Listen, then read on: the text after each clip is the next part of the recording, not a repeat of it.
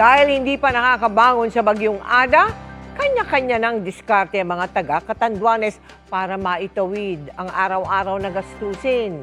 Para maalalayan sila, naghatid ng tulong ang GMA Kapuso Foundation sa ilalim ng Operation Bayanihan.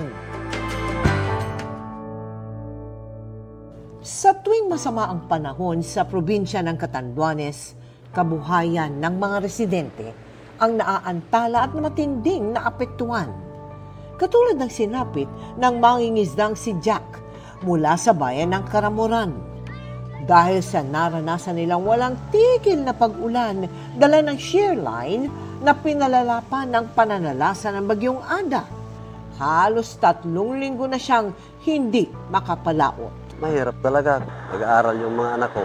Sa pagkain, yun naman ang isang problema naman. Pupunta po ng bukid, nagsisadline po. Makuha ng mga gulayo, kikitricycle. Dumidiskarte naman sa pagmamanicure, pedicure at pananahi ang magsasakang si Rosemary. Hindi pa raw kasi nakakaahon mula sa pagkalugi ng kanyang taniman dahil sa bagyong Christine at Pepito noong 2024. Muli itong pinadapa ng Super Typhoon Uwan. Para bang nagkasakit yung mga baka, kaya wala po kami hina-harvest. Nagtanim kami ng palay, yung iba pong anong taniman ng palay, dinaanan naman po ng baha. Sa halip na bumangon, dagdag krisis na naman.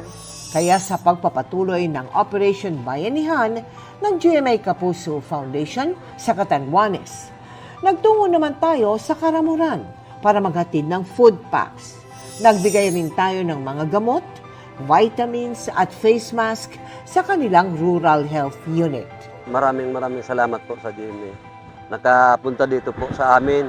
Natulungan po kami kasi gaya po ng ganito, hindi po kami makalaot. Sa kabuuan, 12,000 individual ang natulungan natin sa bayan ng Viga, San Miguel at Karamuran. Sa mga nais mag-donate, maaari po kayong mag-deposito sa aming mga bank account o magpadala sa Cebuana Luwalier. Pwede ring online via GCash, Shopee, Lazada, Globe Rewards at Metrobank Credit Card.